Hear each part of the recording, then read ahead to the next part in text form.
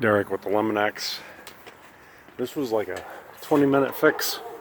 Setting up, inspecting the front, putting a ladder up, but it took about 2 weeks to catch the squirrels, get them out, because they're just jumping from this gable, going on the power lines, going back into the attic, which I had the whole run of the house.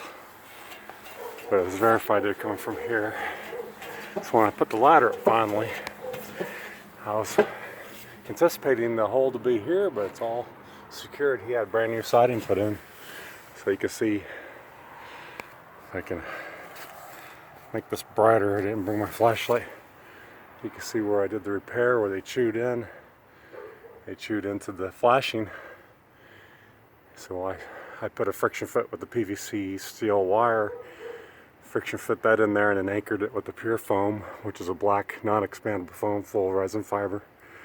When that dries, just the foam itself can't really be chewed through, but I reinforce it with the wire to be 100% sure.